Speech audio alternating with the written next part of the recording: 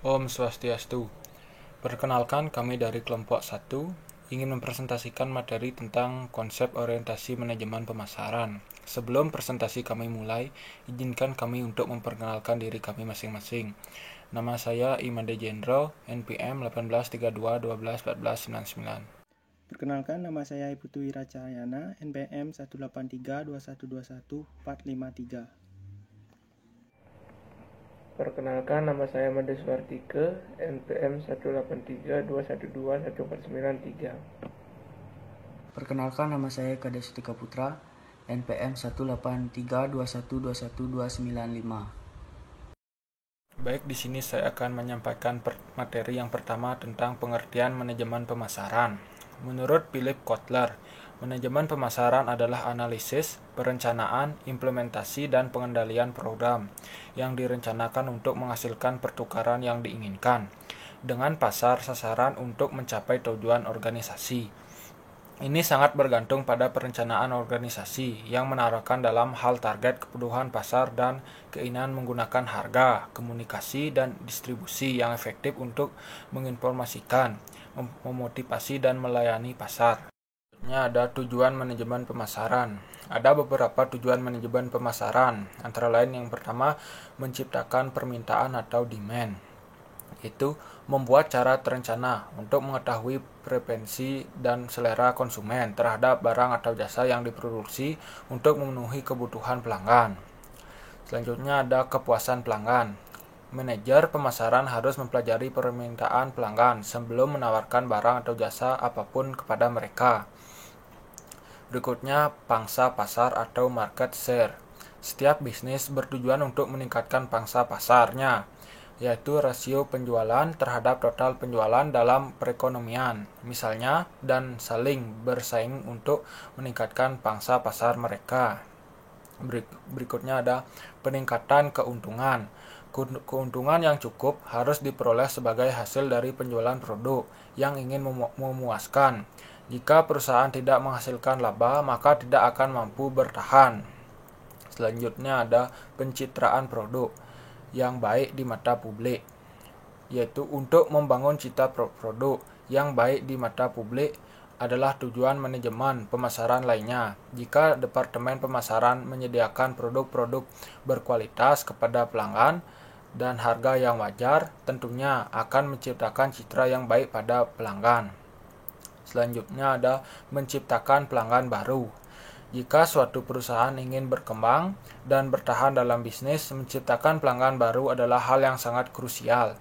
Anda harus menganalisis dan memahami keinginan mereka. Yang terakhir ada memuaskan pelanggan. Pelanggan yang puas bukan berarti hanya membeli produk karena sesuai dengan kebutuhan pelanggan.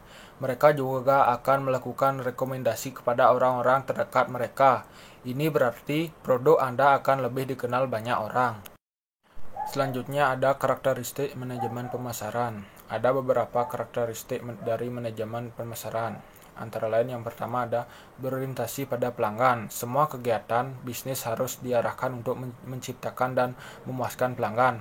Penekanan pada kebutuhan dan keinginan konsumen membuat bisnis di jalur yang benar. Berikutnya ada riset pasar. Program riset pasar yang teratur dan sistematis diperlukan untuk mengikuti perkembangan pasar. Selain itu, inovasi dan kreativitas diperlukan untuk mengembangkan produk sesuai ekspektasi pelanggan. Selanjutnya ada membuat rencana pemasaran. Rencana pemasaran dapat menjadi bagian dari rencana bisnis secara keseluruhan. Strategi pemasaran yang solid adalah dasar dari rencana pemasaran yang ditulis dengan baik. Berikutnya ada pemasaran yang sistematis. Setelah tujuan organisasi dan tiap departemen dirumuskan, perlu juga untuk menyelaraskan tujuan organisasi dengan tujuan individu yang bekerja pada organisasi. Kegiatan dan operasi sebagai unit organisasi harus dikoordinasikan dengan benar untuk menciptakan tujuan yang ditentukan. Yang terakhir ada kepuasan pelanggan. Kepuasan pelanggan adalah istilah yang sering digunakan untuk pemasaran. Ini adalah tolak ukur bagaimana produk dan layanan yang dipasok oleh perusahaan memenuhi untuk melampaui harapan pelanggan. Tujuannya adalah untuk memaksimalkan keuntungan dalam jangka panjang melalui kepuasan yang diinginkan pelanggan. Selanjutnya ada konsep pemasaran modern. Konsep pemasaran modern adalah konsep yang cukup luas. Ini berarti mencari tahu konsumen dan membuat barang yang sesuai kebutuhan mereka adalah hal yang cukup sulit. Jadi sangat penting bagi penjualan untuk mendapatkan pengetahuan tentang hal-hal yang diinginkan konsumen dan bagaimana hal-hal ini dapat disediakan bagi mereka. Berikut ada 6 konsep modern pemasaran yang sangat penting, yaitu yang pertama ada konsep produksi, yang kedua ada konsep produk, yang ketiga ada konsep penjualan, yang keempat ada konsep pemasaran, yang kelima ada konsep konsumen, yang terakhir ada konsep hubungan sosial. Baik, di sini saya akan mempresentasikan proses manajemen pemasaran. Proses manajemen pemasaran terdiri dari 1. Meneliti dan memilih pasar sasaran. Praktik pemasaran modern membagi pasar menjadi segmen pemasaran utama, mengevaluasi segmen-segmen itu, memilih dan menetapkan segmen tertentu sebagai sasaran, dan memutuskan penempatan perusahaan dalam setiap pasar. Segmentasi pasar yaitu pemecahan seluruh pasar yang yang terlalu besar untuk dilayani menjadi segmen-segmen yang mempunyai kesamaan sifat. Sifat ident pokok adalah bahwa perusahaan-perusahaan dewan ini harus memilih secara cermat bukan hanya para konsumen yang menjadi sasaran mereka, tetapi juga pesaing. Yang kedua, perencanaan strategi pemasaran. Strategi pemasaran adalah logika pemasaran, dan berdasarkan itu unit bisnis diharapkan untuk mencapai sasaran-sasaran pemasarannya. Strategi pemasaran terdiri dari pengambilan keputusan tentang biaya pemasaran dari perusahaan, bauran pemasaran, dan lokasi pemasaran. Manajemen pemasaran harus menentukan biaya yang perlu dilakukan untuk pemasaran dan bagaimana mengalokasikan seluruh anggaran biaya pemasaran untuk berbagai alat dalam bauran pemasaran. Yang ketiga, merencanakan program pemasaran. Variabel paling mendasar dari pemasaran adalah produk yang merupakan tawaran nyata kepada pasar, meliputi ciri-ciri wujud produk, keemasan mereka, dan kebijakan pelayanan. Variabel penting lainnya yaitu harga, yakni jumlah uang yang harus dibayar pelanggan untuk memperoleh produk tersebut. Harga perlu disesuaikan dengan nilai produk yang ditawarkan. Menurut pedagang, pelanggan atau para pelanggan lain akan beralih ke pesaing lainnya untuk memilih produk mereka. Variabel berikutnya yaitu tempat, karena menunjukkan berbagai kegiatan yang dilakukan perusahaan untuk membuat produk tersebut dan dapat diperoleh bagi konsumen sasaran. Perusahaan perlu memahami berbagai tipe pedagang, ceceran pembeli grosir. Yang keempat, mengorganisasi, melaksanakan dan mengendalikan usaha pemasaran. Satu perencanaan tidak akan berarti kecuali jika perencanaan tersebut dilaksanakan. Oleh karena itu, perusahaan harus merancang organisasi pemasaran yang mampu melaksanakan rencana pemasaran tersebut. Efektivitas bagi pemasaran tergantung bukan hanya pada soal bagaimana bagi itu dibentuk, tetapi pada bagaimana personilnya dipilih, dilatih, diarahkan, dimotivasi, dan dievaluasi. Perusahaan perlu menganalisis secara berkala variabel yaitu dari berbagai produk, kelompok pelanggan, seluruh pedagang, dan besarnya pesanan. Di sini saya akan melanjutkan presentasi dari teman saya, yaitu orientasi pemasaran dan perkembangannya. Yang pertama, apa itu orientasi pasar? Orientasi pasar atau market orientasi adalah suatu pandangan perspektif atau budaya yang terlihat dari proses dan aktivitas perusahaan dalam menciptakan nilai tertinggi bagi kebutuhan dan keinginan pelanggan sebagai inti dari proses pemasaran, yaitu fokus pada kepuasan konsumen. Yang B, fungsi dan manfaat orientasi pasar. Menurut Hasan, orientasi pasar memiliki beberapa fungsi, yaitu mengarahkan perusahaan pada diferensiasi dan efisiensi produk berdasarkan orientasi pasar, mengarahkan para manajer untuk mengurangi penekanan orientasi produk untuk merespon pasar, mengarahkan sistem organisatorial seperti formalisasi dan sentralisasi akan ditentukan secara berurutan dan tidak akan berdiri sendiri. Adapun manfaat dari orientasi pasar adalah sebagai berikut. Yang pertama, membantu perusahaan dalam memproduksi produk atau jasa yang sesuai dengan yang dipersepsikan oleh pelanggan, membantu produksi secara lebih efisiensi dibandingkan para pesaing. Yang ketiga, menjelaskan perbedaan-perbedaan kinerja yang dicapai oleh perusahaan. Adanya orientasi pasar dalam mengarahkan perusahaan pada competitive advantage yang dapat dipertahankan melalui aktivitas internal dan eksternal, yaitu internal misalnya investasi ulang, ambiguitas kasual, atau lebih mampu mengenal kemampuan diri dengan lebih baik. Yang kedua, eksternal, misalnya adaptasi dengan perubahan, ambiguitas eksternal, integrability, kecepatan mobilitas, kompleksitas sosial, efisiensi massal, dan peningkatan efektivitas sejalan dengan waktu serta pengetahuan prosedural. Selanjutnya, yang C, komponen orientasi pasar. Menurut Narvar dan Slater, orientasi pasar terdiri dari 3 komponen perilaku, yaitu orientasi pelanggan, orientasi pesaing, dan koordinasi staf fungsional. Adapun penjelasan ketiga komponen orientasi pasar tersebut adalah sebagai berikut. Yang pertama, orientasi pelanggan adalah pemahaman perusahaan terhadap target buyer sehingga dapat menciptakan superior value kepada mereka secara terus-menerus. Yang kedua, orientasi pesaing.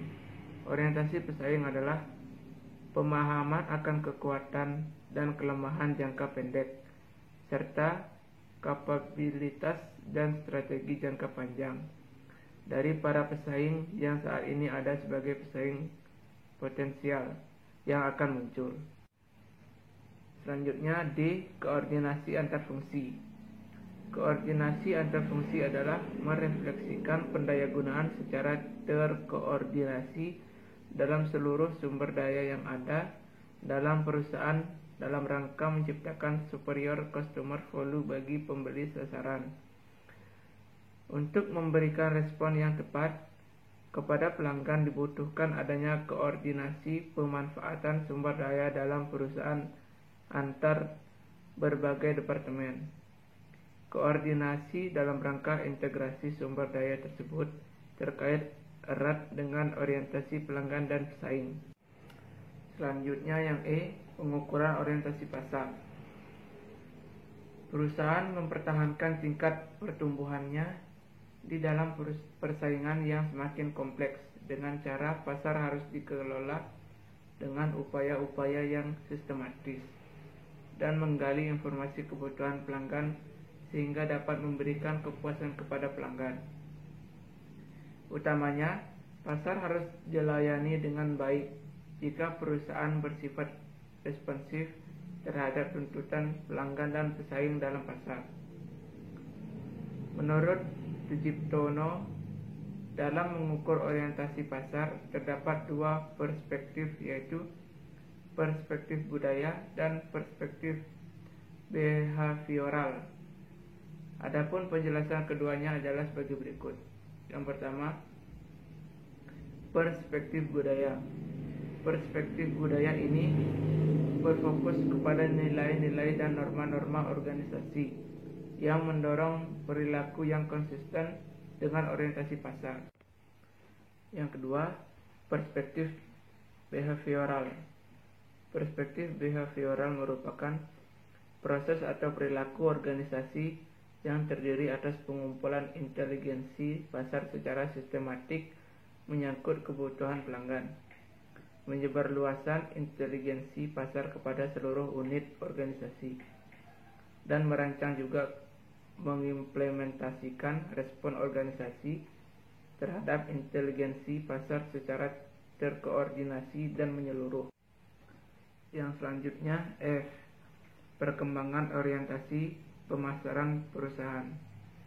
Dengan adanya realitas pemasaran baru ini, filosofi apa yang seharusnya mengarahkan upaya pemasaran perusahaan?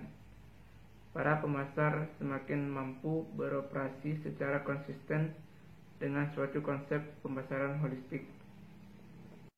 Yang pertama, konsep produksi adalah salah satu konsep tertua dalam bisnis. Konsep ini menyatakan bahwa konsumen lebih menyukai produk yang tersedia dalam jumlah banyak dan tidak mahal. Para manajer dari bisnis yang berorientasi pada produksi berkonsentrasi untuk mencapai efisiensi produksi yang tertinggi, biaya rendah, dan distribusi massal. Yang kedua, konsep produk. Konsep produk berpendapat bahwa konsumen menyukai produk yang menawarkan kualitas, kinerja, atau fitur inovatif terbaik.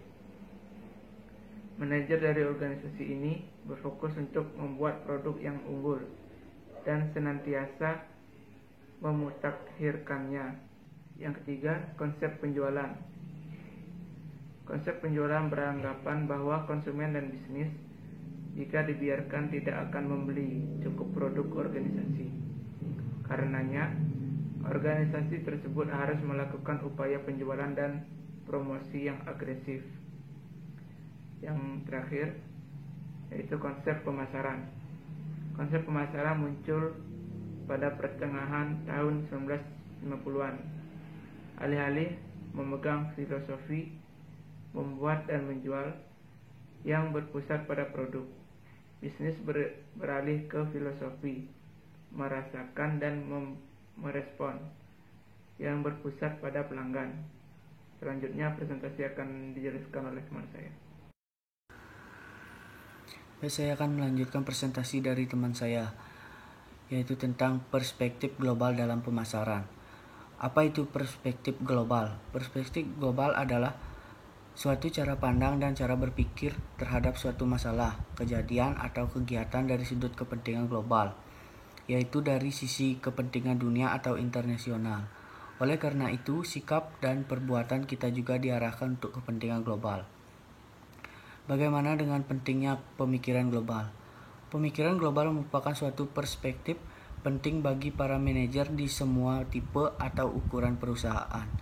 Banyak analisis industri berpendapat bahwa strategi pasar global hanya ada di perusahaan multinasional. Tentunya globalisasi merupakan suatu dimensi penting untuk mempertahankan kelangsungan hidup korporasi yang berpotensi sebagai General Motors, IBM, Sony, Philips, Nestle, Debers, IKEA, dan McD.